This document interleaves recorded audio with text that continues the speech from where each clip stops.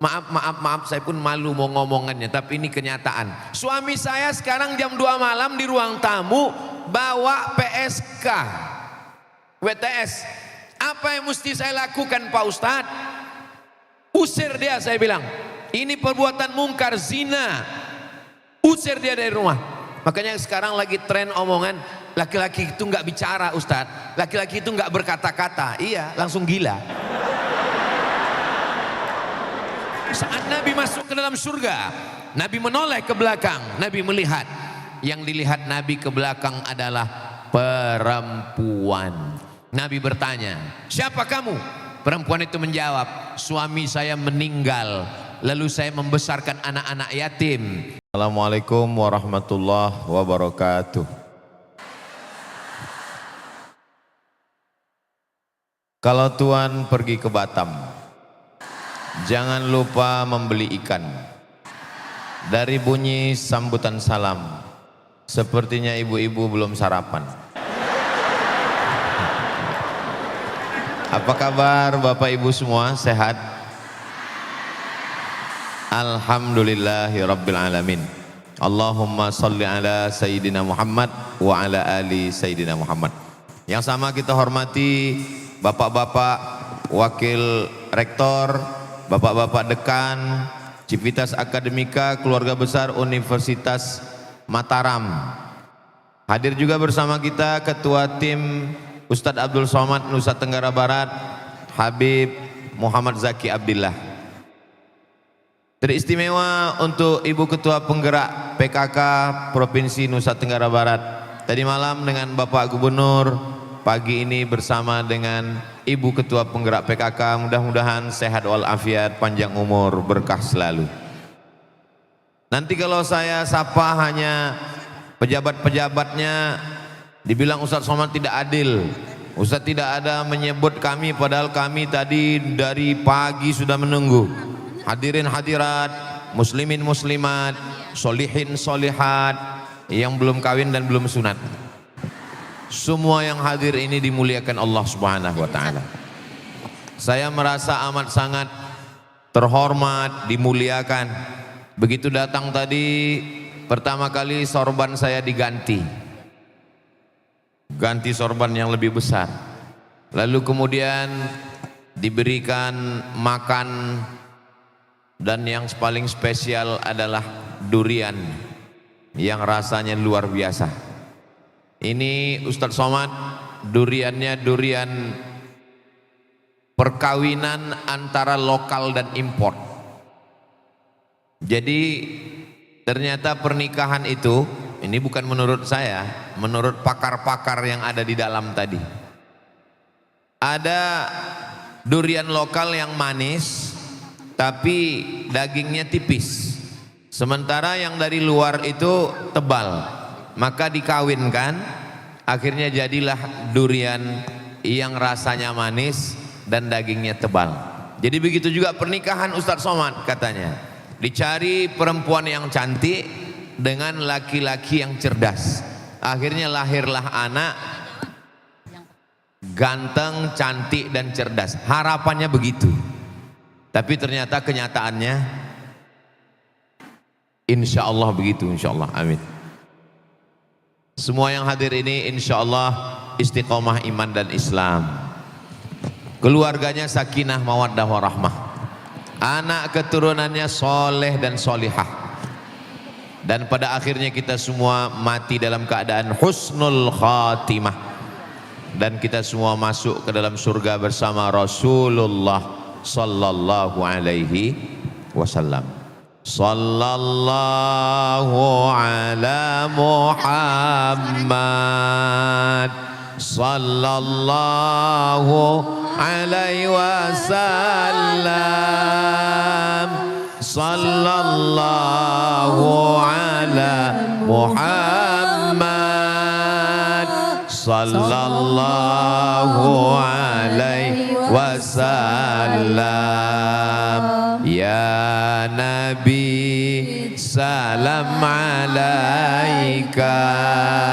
ya Rasul salam alaika, ya Habib salam alaika salawatullah alaika. Allahumma salli ala sayyidina Muhammad. Sakinah bukan hanya sekedar rumah tangga, bukan hanya sekedar rumah, tapi jalan menuju surga. Mudah-mudahan ini harapan kita semua insyaallah. Amin. Mudah-mudahan yang belum ada jodoh diketemukan dengan jodoh yang baik-baik. Yang bilang amin yang udah nikah aja.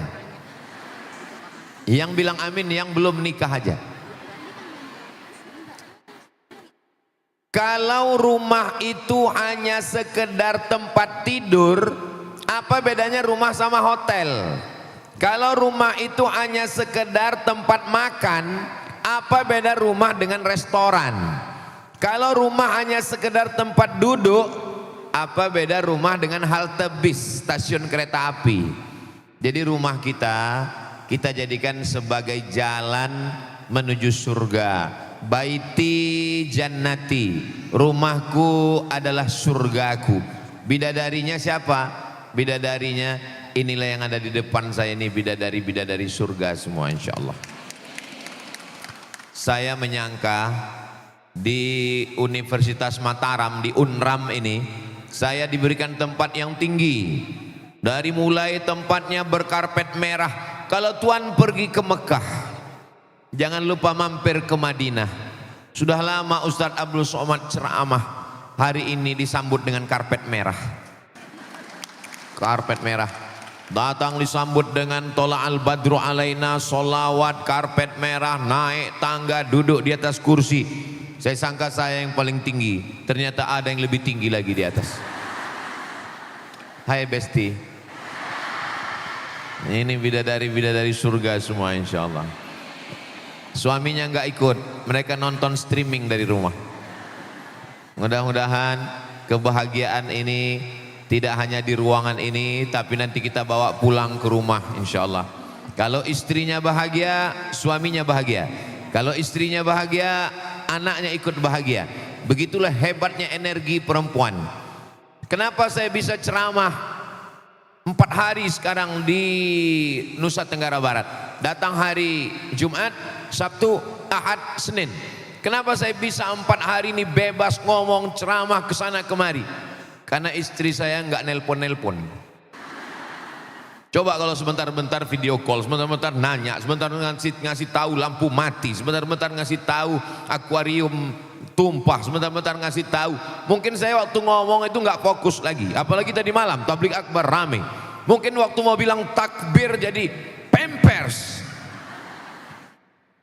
Di balik laki-laki yang luar biasa ada perempuan 2 orang yang luar biasa, ibu dan istri. Dan yang di hadapan saya ini adalah ibu dan istri, calon ibu dan calon istri. Bagi yang sudah, alhamdulillah. Bagi yang belum, insya Allah. Bagi yang sudah ada kesempatan nggak mau, innalillah. Semoga semuanya baik-baik saja insya Allah. Amin ya rabbal alamin. Pada kesempatan ini yang mau saya sampaikan ini ada 5 poin. Saya selalu biasanya kalau ceramah itu pakai poin 1, 2, 3, 4, 5. Tujuannya apa? Supaya adik-adik mahasiswa bisa mencatat dengan baik. Biasakan untuk mencatat pointer-pointer supaya mudah untuk mengingat. Dan tolong ingat ini baik-baik, karena ini nanti akan keluar dalam UAS, ujian akhir semester. Poin yang pertama adalah status laki-laki dan perempuan dalam Islam sama. Sakinah sama statusnya. Al-mu'minun laki-laki, wal mu'minat perempuan, ba'duhum awliya'u ba'd. Laki-laki dan perempuan saling tolong menolong. Iya, tapi laki-laki kan harta warisannya lebih banyak Pak Ustadz. Lidzakari mithlu hadzil unsayain. Kalau perempuan dapat 50, laki-laki dapat 100. Itu berarti laki-laki lebih hebat. Laki-laki dapat harta warisan 2 kali lipat, bukan berarti dia lebih hebat, tapi karena tanggung jawabnya lebih berat. Siapa yang ngasih nafkah? Laki-laki. Siapa yang bayar biaya nikah? Laki-laki. Siapa yang ngasih mahar? Laki-laki. Laki-laki yang hebat, yang berani ngasih mahar. Bukan tiap datang cuman bawa mawar. Laki-laki harta warisannya lebih banyak karena dia punya tanggung jawab lebih besar. Makanya sekarang banyak laki-laki yang gak siap jadi laki-laki. Jenis kelaminnya laki-laki tapi melambai. Akhirnya menang kontes lady boy. Wajahnya lady, kakinya boy. Maka anak-anak kita dididik untuk menjadi laki-laki. Ada yang mengatakan laki-laki melindungi perempuan, laki-laki mengayomi perempuan, laki-laki yang menjaga perempuan. Khuliqatil mar'atu min dila. Perempuan itu diciptakan dari tulang rusuk. A'wajuha a'laha. Tulang rusuk paling atas yang paling bengkok. Jantung di dalam, berdegup, berdetak, dua jari sebelah kiri. Itu jantung yang normal. Kalau jantung yang tidak normal, biasanya detak jantung itu tidak normal disebabkan dua. Yang pertama jatuh cinta, yang kedua jatuh tempo. Perempuan itu adalah tulang rusuk yang melindungi jantung. Laki-laki itu jantungnya. Sekarang saya tanya, jantung itu bisa selamat kalau tabrakan, na'udzubillah, itu jantungnya tidak pecah karena ada tulang, dan tulang itu adalah perempuan. Jadi kalau begitu, laki-laki melindungi perempuan atau perempuan melindungi laki-laki? Tadi katanya laki-laki melindungi perempuan, begitu cepat berpindah ke lain hati. Jadi yang betul itu adalah perempuan melindungi laki-laki. Siapa yang paling tahu rahasia Pak Gubernur? Siapa yang paling tahu rahasia Ustadz Somad? Jadi kalau begitu, di balik penguasa, di balik pejabat, di balik orang kaya, di balik siapapun, di balik kiai, ustadz, tuan guru dan ulama, ada perempuan-perempuan yang hebat, yang luar biasa. Dan perempuan-perempuan yang melindungi suami, melindungi anak, melindungi rumah tangga. Inilah yang ada di depan saya ini. Kami hari ini laki-laki ini sebagai minoritas hari ini. Makanya saya dikawal oleh bapak-bapak profesor, pejabat-pejabat UNRAM. Kenapa? Khawatir diterkam oleh gerakan mak-mak radikal. Saudara yang dimuliakan Allah Subhanahu wa taala, prinsip yang pertama, kita baru bisa berjalan kalau kita merasa bahwa kita punya porsi yang sama. Saya selalu nasihatkan kepada santri-santri perempuan, kalian jangan mau direndahkan, dilecehkan. Kalian dalam Islam derajat kalian tinggi. Ini sekarang banyak laki-laki melecehkan perempuan. Saya suami, kamu perempuan, kamu istri, saya laki-laki. Maka ketika kita menikah, surat tanah kamu, surat rumah kamu, STNK BPKB milik saya. Itu pembodohan. Dalam Islam, laki-laki dengan perempuan memiliki hak yang sama. Ba'duhum awliya'u ba'd. Mereka saling tolong menolong. Ya'muruna bil ma'ruf, berbuat kebaikan. Wa yanhauna 'anil munkar, melarang kemungkaran. Justru kalau dipikir-pikir, misal, seorang laki-laki PNS, gaji ditambah uang tunjang, uang sipak, uang sundul, uang tanduk, semuanya total 1 bulan 5 juta. Istrinya juga kerja di kantor yang sama, istrinya juga punya gaji 5 juta. Gaji suami 5 juta, gaji istri beserta tunjangan 5 juta. Pertanyaannya, apa beda gaji suami dengan gaji istri? Gaji suami yang 5 juta ada 5 tanggungan. Pertama, untuk makan. Kedua, pakaian. Ketiga, tempat tinggal. Keempat, pendidikan. Kelima, perhatian. Gaji istri yang 5 juta bersih, enggak dikurangi apapun. Suara saya jelas? Jadi kalau begitu hebat laki-laki apa perempuan? Itu maka coba lihat iklan obat sakit kepala. Rata-rata laki-laki semua. Karena duitnya sama, tapi pengeluaran dan tanggung jawabnya beda. Makanya anak laki-laki jangan dimanjakan, berikan dia tanggung jawab. Kenapa? Karena kalau tidak dia akan stres, depresi, anxiety, bunuh diri. Mudah-mudahan anak laki-laki kita anak-anak yang tegar, yang kuat insya Allah. Makanya sekarang lagi tren omongan laki-laki itu nggak bicara, Ustadz. Laki-laki itu nggak berkata-kata. Iya, langsung gila.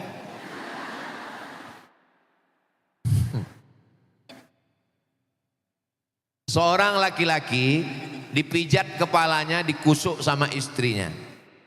Lalu kemudian istrinya nanya, "Mas, ya, dulu sebelum nikah siapa yang mijit kepala kamu?" Kata istrinya, "Siapa yang mijit kepala kamu?"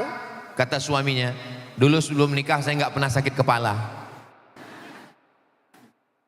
Jadi masalah tanggung jawab laki-laki lebih besar, masalah harta warisan laki-laki lebih banyak. Karena laki-laki kepala rumah tangga, laki-laki memiliki tanggung jawab. Tapi masalah peran perempuan juga luar biasa. Maka ketika kita berada laki-laki perempuan, perempuan diciptakan dari tulang rusuknya. Kalau kita berdiri itu yang sejajar tulang rusuk. Saya berdiri dengan Bapak, dengan Prof, itu yang sejajar dengan kita tulang rusuk, tulang kaki di bawah. Kenapa perempuan itu tidak diciptakan dari tulang kaki? Karena perempuan bukan diinjak-injak. Kenapa perempuan tidak diciptakan dari tulang kepala? Karena perempuan bukan mau naik di atas. Makanya kalau ada istri maunya di atas saja, itu berarti dia diciptakan dari tulang kepala. Kalau ada laki-laki perempuan yang maunya diinjak-injak, diremehkan, disepelekan, jangan-jangan ini terbuat dari tulang kaki kelingking. Perempuan diciptakan dari tulang rusuk yang melindungi jantung. Perempuan diciptakan dari tulang rusuk yang kalau berdiri derajatnya sama. Maka perempuan jangan mau dihinakan, dilecehkan, direndahkan, dijatuhkan. Jam 12 malam ada yang nelpon ke handphone saya, nomor yang lama, nomor baru saya rahasiakan. Dulu nomor lama, jam 12 malam nelpon. "Assalamualaikum Ustaz." "Waalaikumsalam. Ini Ustaz Abdul Somad, salah sambung." "Apa masalahnya?" "Suami saya sekarang di ruang tamu jam 2 malam.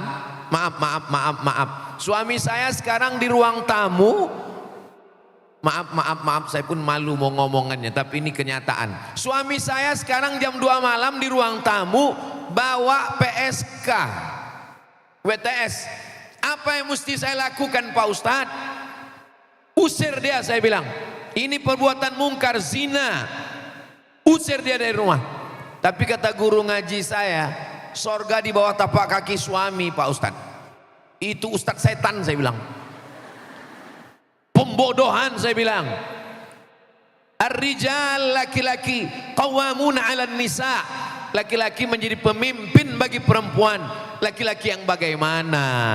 Laki-laki yang amanah, laki-laki yang taat, laki-laki yang takut kepada Allah. La ta'ata li makhluqin, tidak ada ketaatan kepada makhluk fi maksiatil khaliq, kalau dia membuat maksiat kepada Allah Subhanahu wa taala. Ibu-ibu insya Allah sudah selamat, tapi anak ibu perempuan, Ustadz anak saya yang pertama Mizyan Hazik Abdillah, laki-laki. Anak saya yang kedua Sami Ahmad Mesbahi Ibadillah, laki-laki. Tapi setiap melihat anak-anak perempuan, tadi ada anak perempuan, saya melihat anak perempuan seperti anak saya, bagus. Kalau kita lihat anak perempuan seperti anak kita, bagus. Kita lihat ibu-ibu, emak-emak seperti emak kita, bagus. Asal jangan melihat istri orang seperti istri kita, bahaya. Saya melihat mahasiswi, melihat anak-anak sebagai perempuan. Makanya sekarang banyak perlindungan, Komisi Perlindungan Perempuan. karena dianggap perempuan ini banyak teraniaya, banyak terzolimi. Tapi kami sebagai laki-laki, saya perlu juga sampaikan, tolong buatkan komisi perlindungan suami yang tersakiti. Karena banyak juga perempuan-perempuan yang menganiaya laki-laki. Saya walaupun laki-laki bicara depan perempuan, saya mau kita ngomong berimbang. Karena banyak juga laki-laki yang terzolimi, teraniaya. Papa, mama mau pergi arisan, tolong pel lantai, mandikan anak, cuci semua. Dah papa. Ini namanya perempuan sundel bolong, mak lampir. Saya nggak tahu juga kenapa. Ini mohon maaf ya ibu-ibu, jangan tersinggung. Kenapa hantu itu kebanyakan perempuan? Mak lampir perempuan, sundel bolong perempuan, nyi blorong perempuan, nyi roro kidul perempuan, suster ngesot perempuan, pocong perempuan. Hantu yang laki-laki paling genderuwo, sama yang satu lagi itu pun dari luar negeri, turis, Dracula, zombie ada juga yang perempuan. Tolong ini laporkan Komisi Perlindungan Perempuan supaya hantu perempuan diminimalisir dan hantu laki-laki diperbanyak. Saudara yang dimuliakan Allah Subhanahu wa taala, itu fenomena di tengah masyarakat. Apakah itu muncul dari pengejekan, olok-olok? Jangan hina perempuan, karena perempuan adalah istri kita. Jangan hina perempuan, karena perempuan adalah ibu kita. Ini pejabat-pejabat yang hebat-hebat, profesor-profesor, wakil-wakil rektor, dekan-dekan, guru-guru besar, semua laki-laki yang hebat-hebat lahir dari perempuan. Betul? Dan tidak ada perempuan yang lahir dari laki-laki. Ada yang lahir dari bencong? Enggak ada. Perempuan adalah makhluk yang luar biasa. Jadi kalau perempuan mau punya percaya diri, kalau perempuan mau dihormati, dia mesti menghormati dirinya. Dia mesti tahu bahwa dirinya itu dimuliakan Allah. Dia bukan barang, dia bukan keset kaki, dia bukan tisu. Dia adalah makhluk yang dikirim Allah untuk mendampingi laki-laki. Maka bersikaplah sebagai pelindung. Jangan ceritakan aibmu, jangan ceritakan aib keluargamu, jangan mengadu tentang suamimu yang macam-macam. Kalau bisa dilindungi. Tapi kalau perempuan ini teraniaya, terzolimi, ingat, perempuan punya 6 wali. Ibu, kakak, adik, kalian punya 6 wali. Wali itu kan 9, itu wali songo. 6 wali. Ayah, kakek, kakak laki-laki, adik laki-laki, kakak ayah laki-laki, adik ayah laki-laki. 6. Yang nggak punya wali kemana? Fasultanu waliyun man la waliyalaha. Sultan. Dulu zaman-zaman kerajaan kita ada sultan. Kerajaan Sasak ada sultan, ada raja. Setelah kita tidak punya raja, Presiden Soekarno itu diangkat sebagai waliul amri ad-daruri bisyaukah. Lalu presiden mengangkat menteri agama mengangkat kanwil, kanwil mengangkat kandepak, kepala kantor departemen agama mengangkat KUA, KUA bersikap sebagai ulil amri, KUA sebagai wali hakim. Itulah kenapa tidak ada KUA perempuan di Indonesia. Kenapa? Karena KUA menikahkan orang lain. Fasultanu waliyun man la waliyalaha. KUA sultan menjadi wali bagi perempuan yang tidak punya wali. Kalau suaminya pecandu narkoba, kalau suaminya pezina, kalau suaminya penjahat, jangan diam. Ini sekarang banyak perempuan yang takut. Suami nakal, suami jahat, suami nggak pulang-pulang, namanya Bang Toib. Diam. Akhirnya menggumpal, mengkristal. Jadi apa? Diabetes meletus. Menggumpal jadi apa? Jantung koroner. Menggumpal jadi apa? Darah tinggi, asam urat, asam lambung, asam pedas, asam baung. Ini semua mesti disadarkan perempuan. Saya mau perempuan ini disadarkan. Perempuan-perempuan yang mabuk karena cinta. Kenapa kamu nggak melawan? Kenapa kamu? Yang membuat perempuan ini tertekan 2. Yang pertama, Karena doktrin dogma agama yang salah. Padahal agama Islam tidak demikian. Yang kedua adalah karena tradisi adat istiadat. Laki-laki superpower, laki-laki superior, laki-laki hebat. Dalam Islam syarat masuk surga bukan laki-laki. Yang pertama kali beriman laki-laki apa perempuan? Dari bunyinya nggak yakin. Nabi dapat wahyu, Iqra bismi rabbikal ladzi khalaq, khalaqal insana min 'alaq, Iqra wa rabbukal akram, alladzi 'allama bil qalam, 'allamal insana ma lam ya'lam. Nabi pulang kedinginan, diselimuti oleh Khadijah.